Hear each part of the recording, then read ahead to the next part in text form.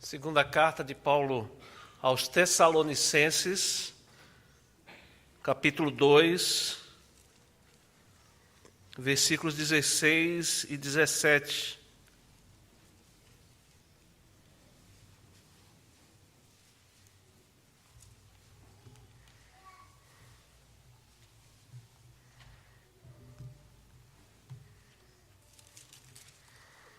Diz assim a palavra do nosso Deus. Ora, nosso Senhor Jesus Cristo mesmo, e Deus, o nosso Pai, que nos amou e nos deu eterna consolação e boa esperança, pela graça, consolem o vosso coração e vos confirmem em toda boa obra e boa palavra. Amém.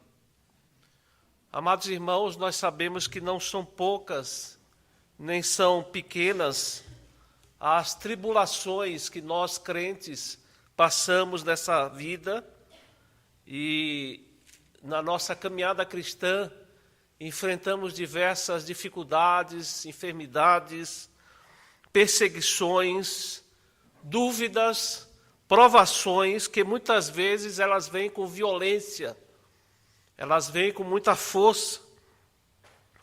E por essa razão nós crentes, nós precisamos buscar na palavra de Deus não somente o ensino, o conhecimento para a nossa vida prática, mas também nós devemos buscar na palavra o consolo. Nessa palavra nós devemos buscar o conforto, o consolo para a nossa vida. João Calvino, ele diz que quando Deus nos adotou como seus filhos, seu desígnio era acalentar-nos, por assim dizer, em seu próprio seio.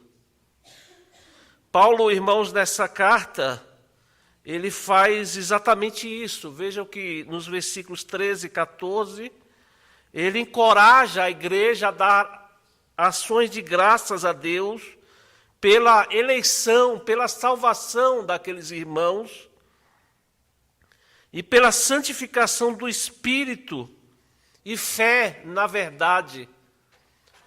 No versículo 15, Paulo continua com esse mesmo propósito de encorajar aqueles irmãos, e dessa vez ele exorta os irmãos a permanecerem firmes e guardarem as tradições apostólicas que foram ensinadas tanto por escrito como oralmente, quando ele esteve ali realizando o seu ministério.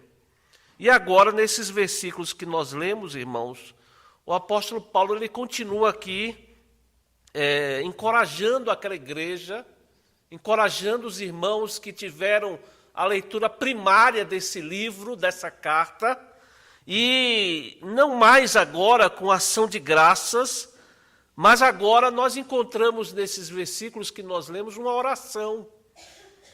Uma oração que o apóstolo Paulo faz para que Deus abençoasse aquela igreja.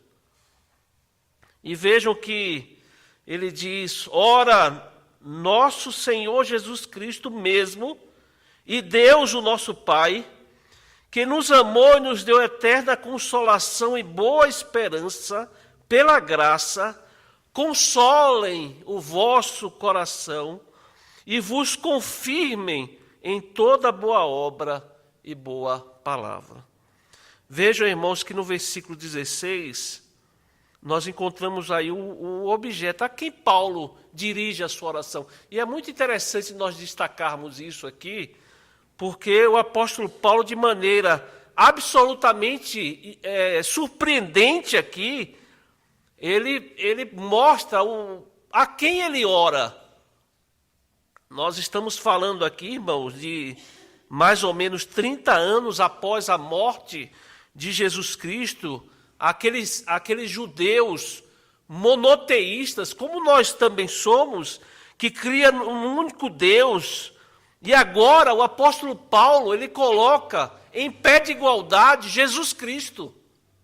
Vejam como ele diz aí, irmãos: ora, nosso Senhor Jesus Cristo mesmo,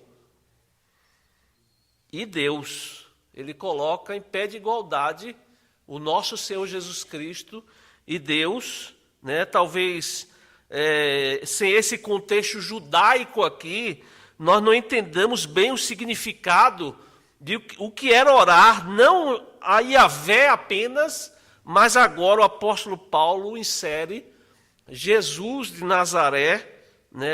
Ele coloca Jesus ao mesmo pé de igualdade com o nosso Pai, o Deus, nosso Deus. Veja que é muito interessante que o apóstolo Paulo ele ressalta aí ao nosso Senhor Jesus Cristo mesmo. Ele coloca esse mesmo para enfatizar. É Jesus Cristo mesmo. É como se Paulo estivesse dizendo assim, é o Senhor Jesus reconhecido pela sua graça, reconhecido pelo seu poder, reconhecido pela sua majestade. Isso aqui não está no texto, irmãos, mas é exatamente isso que o apóstolo Paulo aponta quando ele coloca o Senhor Jesus Cristo mesmo. E é muito interessante aqui, irmãos, talvez o mais surpreendente ainda, embora isso não seja transparente na nossa tradução, é como Paulo se dirige às duas pessoas, o Pai e o Filho, aqui nesta oração. Infelizmente, irmãos, a nossa tradução não permite isso, mas na língua grega, na língua original, esse o que nós encontramos depois do nosso Pai está no singular. Está no singular, o que não necessariamente quer apontar para uma referência somente ao Pai. Mas Paulo, ele se refere ao sujeito duplo, ou seja, ao Senhor Jesus Cristo e ao Pai. E mesmo que continue a dúvida pairando, irmãos, na nossa forma de ler esse texto, mas quando nós lemos o versículo 17, no original, na língua grega original, nós não encontramos consolem, muito menos confirmem, mas o apóstolo Paulo, ele coloca aqui no singular. É como se nós fôssemos ler aqui no original, ele coloca, console o vosso coração e vos confirme em toda boa obra e boa palavra. Por que Paulo faz isso, irmãos? Pode parecer gramaticalmente errado o apóstolo Paulo colocar de forma no plural ou no singular, no original, quando ele escreve no original, mas veja que o apóstolo Paulo, ele tem a plena convicção, irmãos, que ele está se referindo ao Deus que subsiste em três pessoas: o Pai, o Filho e o Espírito Santo, né? O ser bendito, o Deus triuno que nós adoramos. Irmãos, nós não somos triteístas, nós não adoramos a três deuses, nós adoramos ao único Deus, o ser que, transcendendo toda a nossa capacidade absolutamente de compreensão, ele subsiste em três pessoas, o Pai, o Filho e o Espírito Santo, mas é um só ser, né? De tal maneira que Paulo, ele pode orar, ele pode se dirigir aqui ao Pai e ao Filho utilizando o verbo no singular, com consciência que ele tem de que o Pai e o Filho são um único ser bendito. É por isso que Jesus, ele diz, quem vê a mim, vê o Pai. Quem vê a mim, vê o Pai. Observem também, irmãos, com relação a essa oração, nós não temos aqui não somente o sujeito ou a quem o apóstolo Paulo se dirige, mas observem também que temos aqui o conteúdo da oração. Paulo ora por quê, irmãos? Pelo que o apóstolo Paulo ora? Qual o conteúdo dessa oração que está diante de nós? E lembremos o contexto, aquela igreja ela estava passando por um vendaval, aquela igreja estava passando por perseguições, e o apóstolo Paulo, então, ele ora basicamente pedindo duas coisas.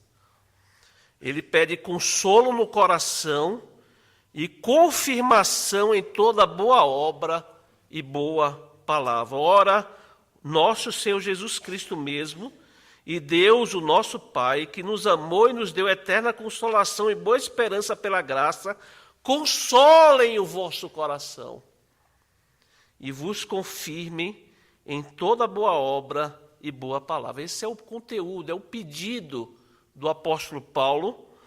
E podemos resumir esse pedido aqui, irmãos, por algo que deve ser a nossa busca constantemente, irmãos. Estabilidade.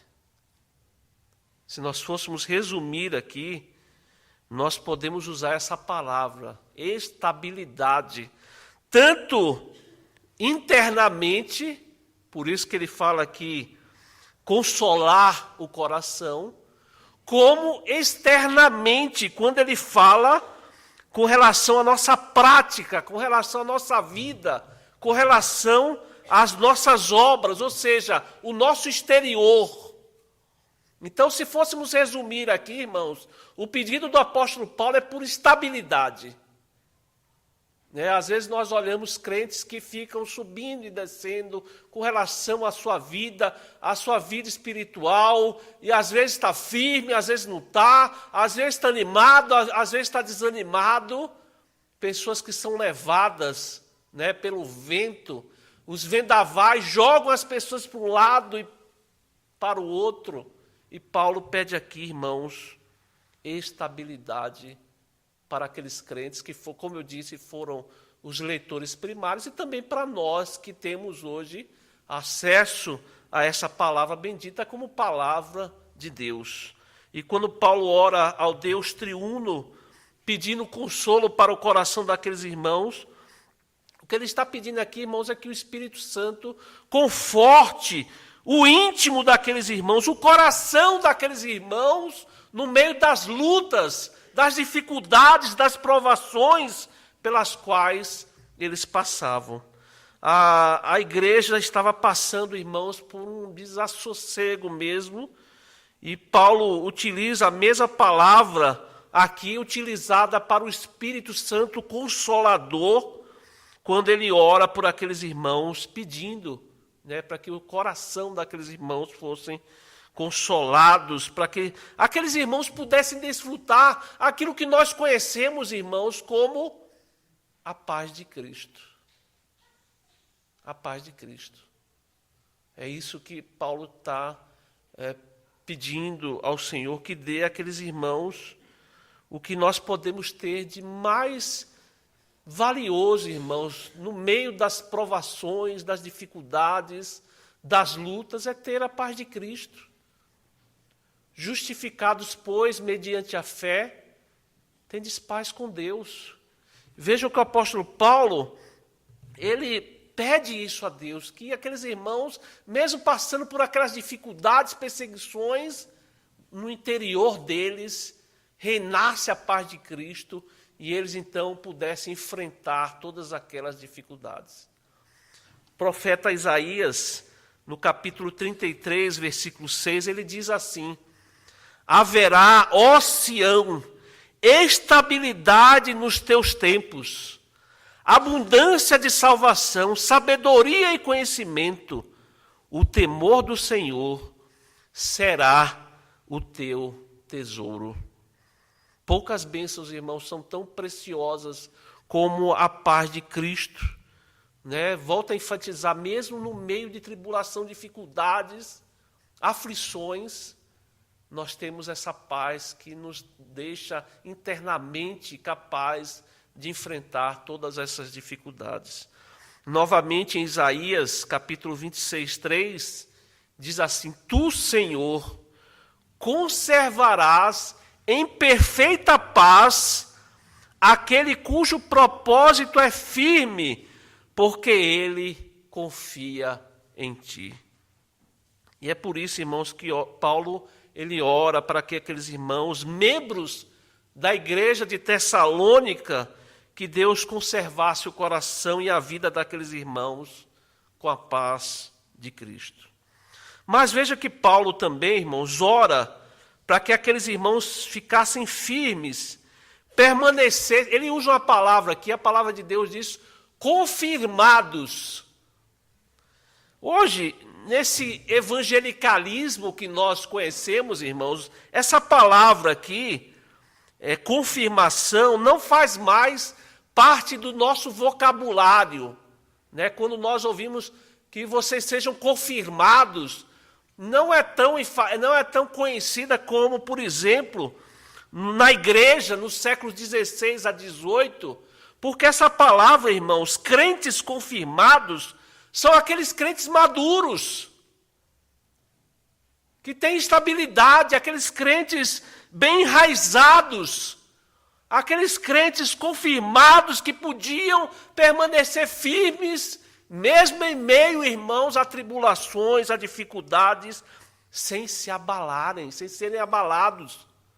Aqueles irmãos que permaneciam firmes, mesmo em meio a vendavais, mesmo em meio a tempestades, eles não se abalavam. Eles permaneciam confirmados. Zwinglio, o líder da reforma suíça, ele diz o seguinte: você é a ferramenta de Deus. Ele quer desgastá-lo pelo uso e não pela ociosidade. Ó homem feliz, a quem ele chama para o seu trabalho. Irmãos, o apóstolo Paulo ora não apenas para que aqueles irmãos fossem consolados, confirmados, mas ele diz aqui, em toda boa obra e boa palavra. Com relação à boa obra, o apóstolo Paulo, ele destaca em vários textos, em várias cartas, essa questão de nós realizarmos boas obras. Nós sabemos que nós não fomos salvos pelas obras, mas nós fomos salvos, irmãos, para as boas obras, essas boas obras que Deus já tinha preparado antes da fundação do mundo.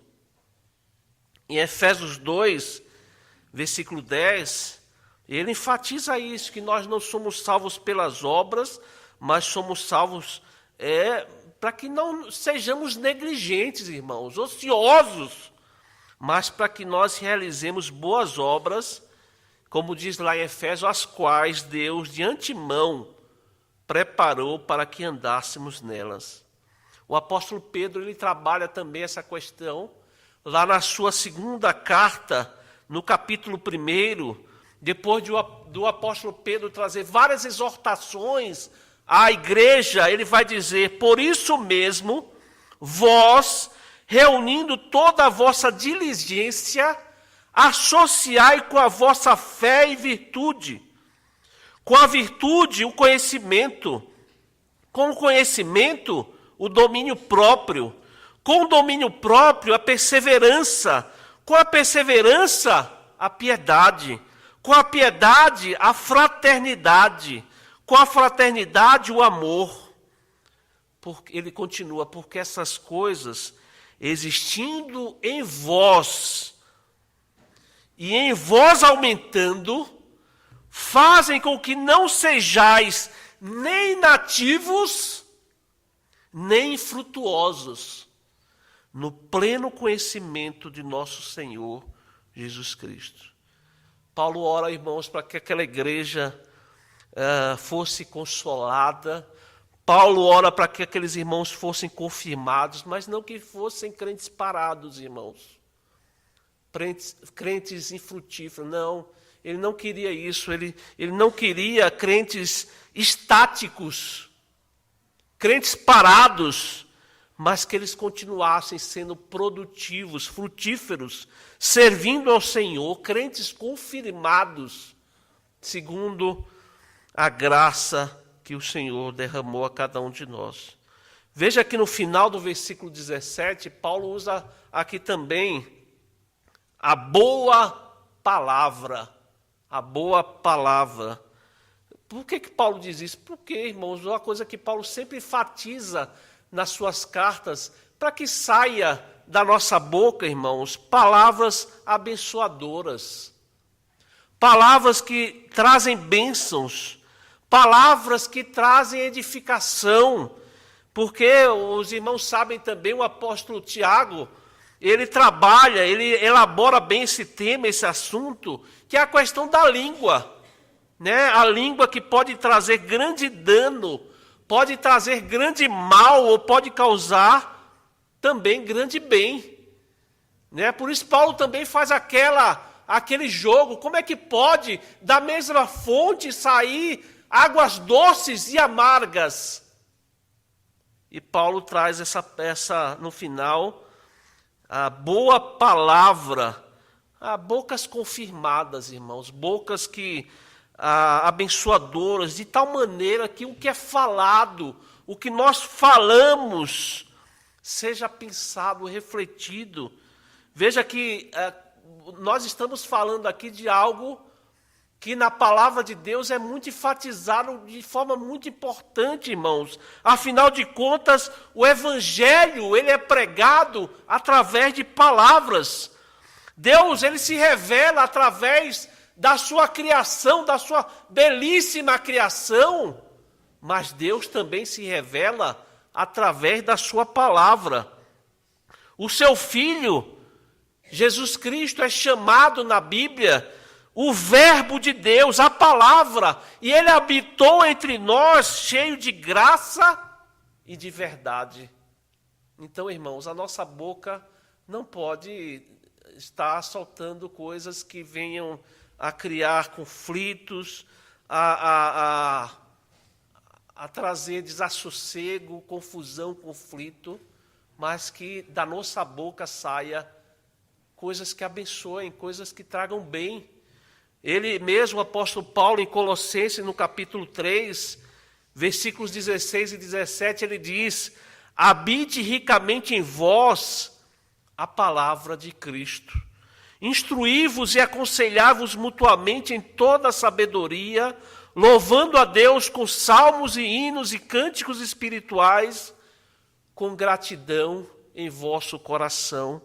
E tudo o que o fizerdes, preste bem atenção, irmãos, tudo o que você fizer, tudo o que fizerdes, seja em palavra, seja em ação, fazei-o em nome do Senhor Jesus, dando por ele graças a Deus Pai. Veja, irmãos, que Paulo Paulo orava a Deus para que aqueles irmãos desfrutassem da preciosa paz de Cristo no coração, mesmo em meio à tribulação. Queria também que aquele conforto interior redundasse na vida operosa, né? Que tudo aquilo que Deus nos concede internamente, essa paz que habita em nós, redunde em obras, redunde em ação, redunde em coisas que as pessoas vejam como testemunho de Cristo.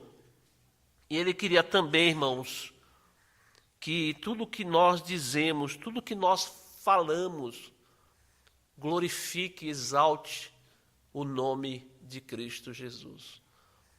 O mesmo Zwingli, que nós comentamos há pouco, ele diz: nossa confiança em Cristo não nos torna preguiçosos, negligentes ou descuidados, mas, pelo contrário, nos desperta, nos impulsiona e nos torna ativos na vida justa e no bem.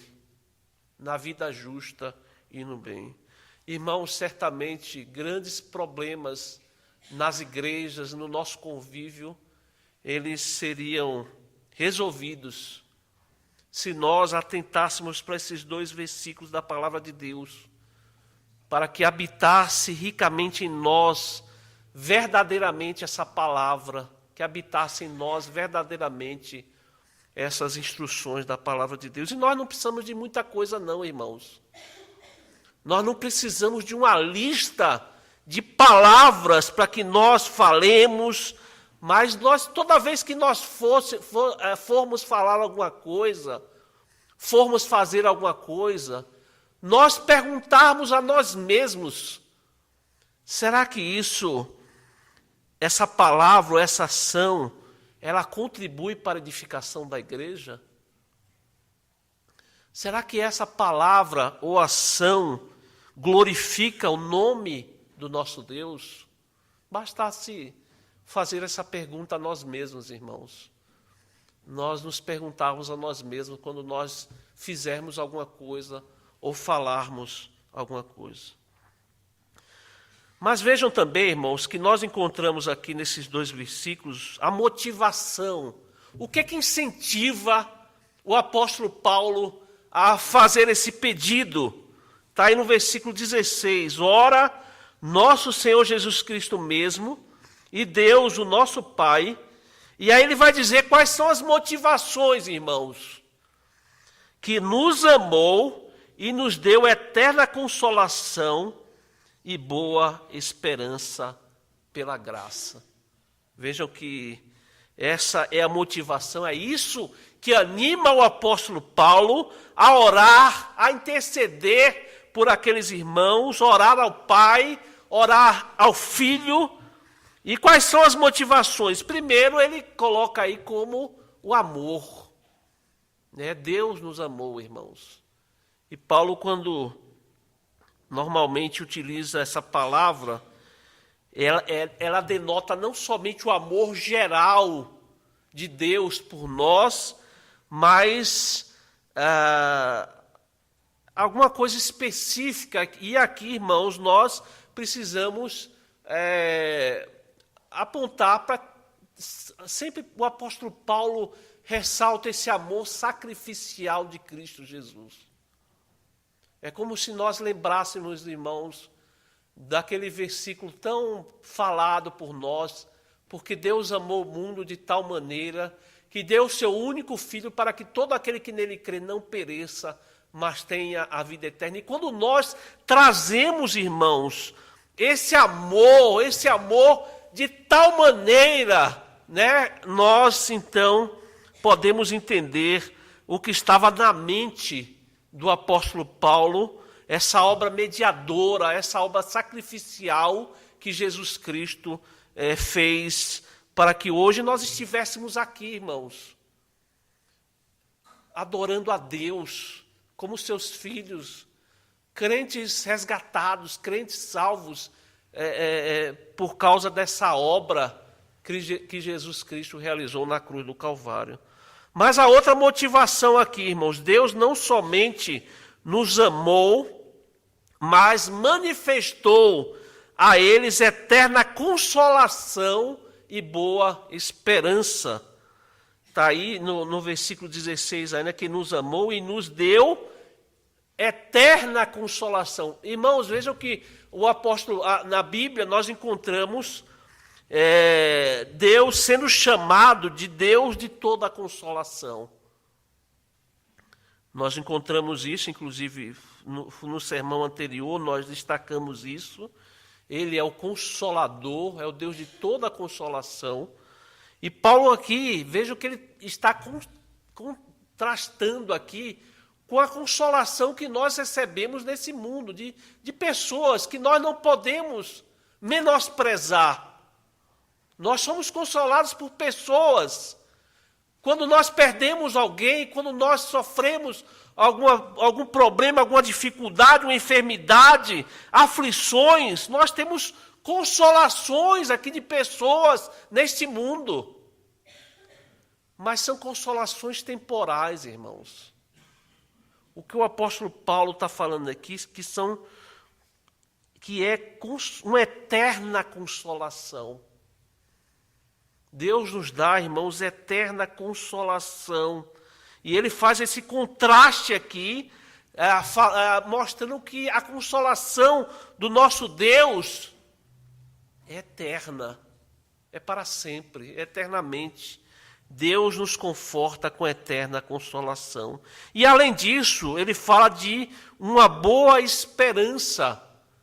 A Bíblia chama Deus da esperança também. Os irmãos podem ver isso em Romanos 15, 3, Colossenses 1, 5. E lá em Hebreus, no capítulo 6, o autor dessa carta ele faz referência à esperança como uma âncora firme, uma âncora fincada que nada pode arrancar, irmãos.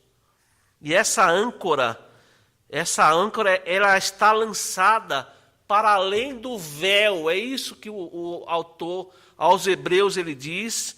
E essa é a motivação de Paulo, irmãos, ao interceder por aqueles irmãos. Deus nos ama, Ele nos deu eterna consolação e uma boa esperança que é lançada, fincada, firme, além do véu, eternamente, onde o Senhor adentrou, está à direita de Deus, intercedendo por nós.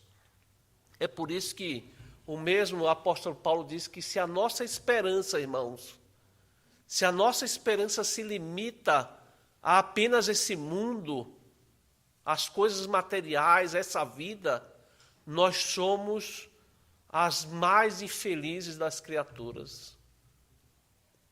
As mais infelizes das criaturas.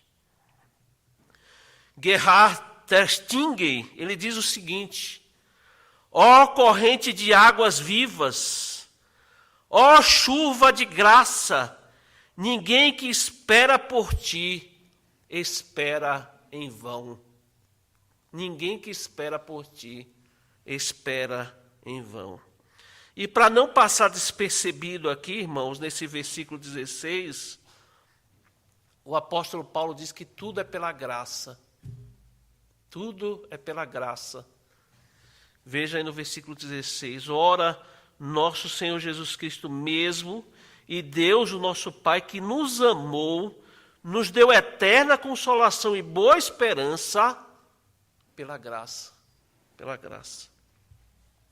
Esse é o fundamento, irmãos, a fonte de todas as coisas que recebemos. O amor de Deus. E tudo pela graça, tudo presente, né? Porque nós não merecemos, irmãos. Não merecemos nada disso e temos todo esse cuidado, né? Nas tribulações, nós não estamos sozinhos, irmãos. Nas tribulações, nós não estamos órfãos. Nós não estamos abandonados. Mas temos o nosso Deus triuno que nos assiste, que está conosco em todo o tempo. Eu quero terminar, irmãos, dizer que nós não estamos imunes, irmãos. Nós não estamos imunes aos sofrimentos, às tribulações. Nós não estamos imunizados dos sofrimentos, mas nós não podemos nos abater diante das aflições, não nos deixar levar por vendavais, sermos lançados de um lado para o outro, perder a nossa estabilidade, mas, irmãos, sermos a todo instante lembrados que o Deus Todo-Poderoso, Deus Triuno, Ele nos assiste com o seu amor, com a sua graça, com a sua misericórdia, com a sua bondade. Eu quero terminar lendo uma frase pequena do John Piper, que ele diz o seguinte: fiquemos calmos e felizes nesses dias de grande agitação, porque a vitória pertence a Deus e seus propósitos não podem ser parados. Seus propósitos não podem ser parados. Então, irmãos, diante das dificuldades, a nossa busca deve ser por Deus, irmãos. A nossa certeza de que Deus está nos amparando, está nos segurando, está nos confortando, nos consolando em todos os momentos difíceis. E quero dizer também outra frase do John Piper, quando ele diz que o maior presente de Deus, o maior presente de Deus que nós recebemos foi Ele mesmo. Foi Ele mesmo em Cristo Jesus. Que Deus nos abençoe, irmãos. Amém.